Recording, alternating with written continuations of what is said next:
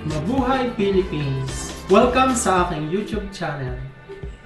At ito na nga, ang pinag-uusapang Mr. Supranational 2024 na magaganap sa Nowy Sad, Poland ngayong darating na July 4, 2024. At sa palagay ninyo, may guts ba si Mr. Philippines Brandon Espiritu sa kanyang confidence round sa Mr. Supranational? So, aalamin natin at syempre, alam naman natin na ang Mr. Supranational ay kukuha or pipili kung sino sa kanila ang stand out. At syempre, alam naman natin na ang mapipili dito ay tatanghaling Mr. Supranational 2024. Sa round na ito, ang bawat contestant ay magsusuot ng shorts na kanilang pinili. Ang shorts na ito ay may iba't ibang kulay at sa pagmumodelo nila ng shorts na ito ay pumili lamang ako ng 10 na aking napusuan. So ating isa-isahin at alamin natin ang standouts para sa akin. Okay. At ito nga ang nag-number 1 sa akin. Number 1 sa akin ay si Mr. Supranational 2024, Mr. Philippines.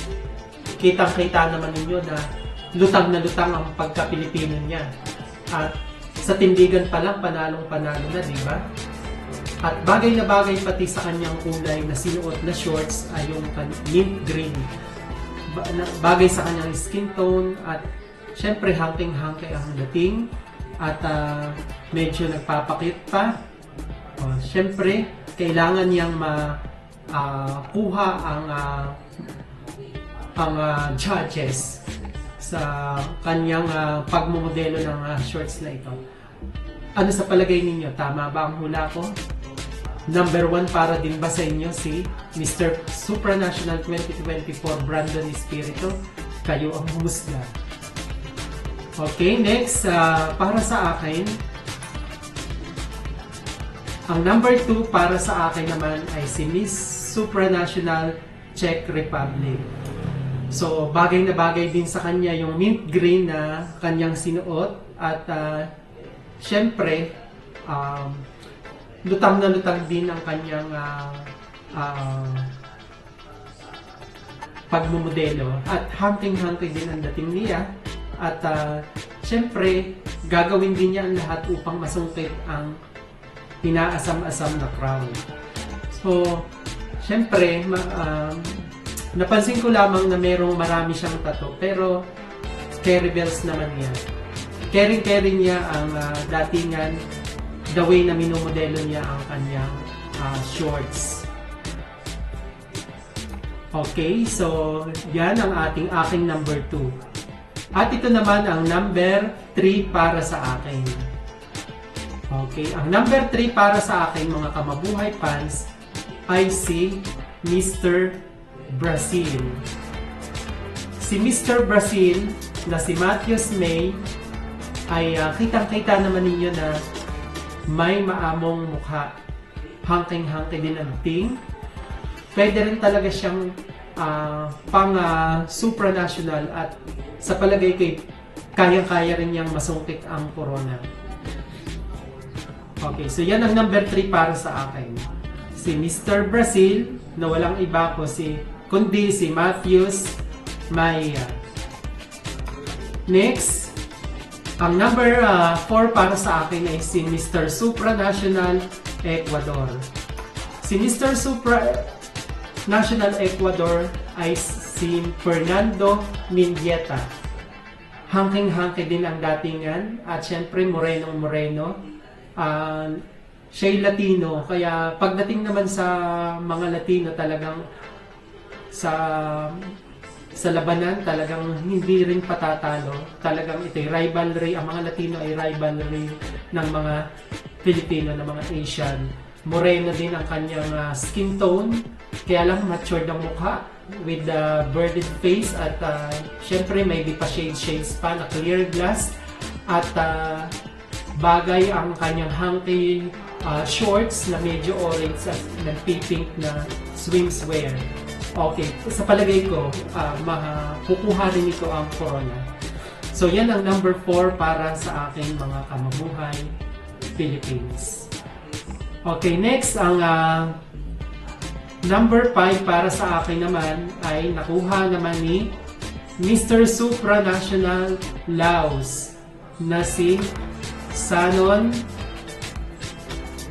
Manipon. Hindi lang ako makapag-pronounce ng maayos ng pangalan. At syempre, clean cut at Asian siya.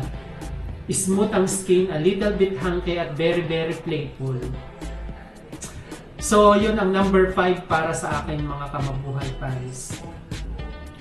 Next, ang number 6 naman para sa akin ay si Mr. Supranational Paraguay. Kitang-kita ninyo naman, hunky din. Birded na birded rin ang kanyang faces. At syempre, napapansin ko lang mga kamabuhay fans na ang mga Latino ay laging parang matured tingnan. Hindi mo akalain na bata pa, pero sa tingin mo ay medyo matanda na. Matured tingnan, hindi ko alam kung bakit. Lalo na dun sa kanyang birded faces. So, hindi mo akalain na 20-something lang siya. So, maganda rin naman ang tindigan at swak na swak sa paningin ng mga judges. Okay, ang number 7 sa akin ay nakuha naman ni Supranational Peru, si Nicolo Paulo Ventura. Ang ganda din ng kanyang tindigan, Latino style at talagang may bubuga pagdating sa pagmomodel. So, hindi natin may kailan na talagang hangki-hangki din ang datingan ng lolo nyo. At syempre, sino na ba naman ang may gustong hindi makuha ang supranational crown?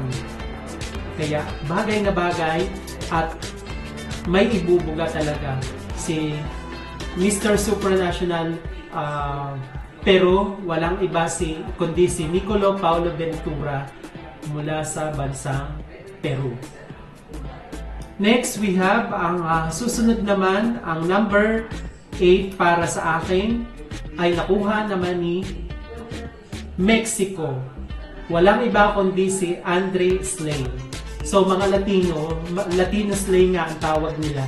At syempre, matagal na rin ang mga Latino na talagang nangingibabaw pagdating sa mga pageant. At laging birded faces, manling-manli ang dating, kaya hindi sila patatalo, hindi nila papayagang makuha ng mga Asian ang corona ng Mr. Supranational. Last year nakuha ng Spain, kaya from Latino pa rin, Latin country, kaya lang syempre, ewan ko ngayon kung makuha din ng Mexico na si Andre Slay ang Mr. Supranational 2024 mula sa Mexico, at siya ang number 8 para sa akin. So next we have number 9. So ang number 9 para sa akin mga kamabuhay fans ay nakuha naman ni Mr. Supranational Venezuela. Si Mr. Supranational Venezuela ay matangkad at may katamtamang pangangatawan, slim na slim ang dating, hunting. So swak na swak din sa kanyang choices of color ang kanyang shorts na sinuot. At syempre, kung maririnig lang ninyo yung crowd, nasa kanya ang malakas na palakpakan ng crowd dahil siya yung crowd favorite. Si Venezuela, alam naman natin na pagdating sa pageantry, talagang ang mga Latino ay nangunguna sila sa pageant, lalo na sa Miss Venezuela. Lagi silang ang dami-daming koronang nakukuha. Tingnan natin kung makukuha din ng Venezuela ngayong taong ito ang corona ng Mr. Supranational. So next naman, ang At ito ang nag-number 10 para sa akin. Ang nag-number 10 para sa akin naman ay nakuha naman ni Mr. Supranational Dominican Republic. So kung titingnan ninyo, talagang si Mr. Dominican Republic ay napakatangkad. Siya ay si Bray Vargas. Hangking-hangke din ang dating, kaya siya yung nanalo sa kahapon sa Mr. Supranational model. Siya yung napiling model, Supra model kahapon. Kaya may malakas ding crowds at syempre, alam na ninyo minsan ay mayroong factor din ang crowd. Hangking-hangke din ang dating ng lolo nyo. Kaya may guts din ito na makuha ang crown. Ito ang magiging kalaban ni Mr. Philippines Brandon Espiritu. So, yun lang mga kamabuhay fans ang topic natin ngayon. At ano sa palagay ninyo sa mga 10 na aking ipinakita sa inyo? Makuha kaya ng ating pambato ang corona, ang kauna-unahang corona ng Mr. Supranational? At may ibubuga kaya ang ating pambato sa contest na ito? Ano sa palagay ninyo mga kamabuhay fans? Comment down below at tingnan ko kung sino ang tatanghaling Mr. Supranational 2024. Narito kaya yun sa aking mga binanggit. Okay, so huwag kalilimutang mag-subscribe sa aking channel at likes. Hanggang sa muli, paalam!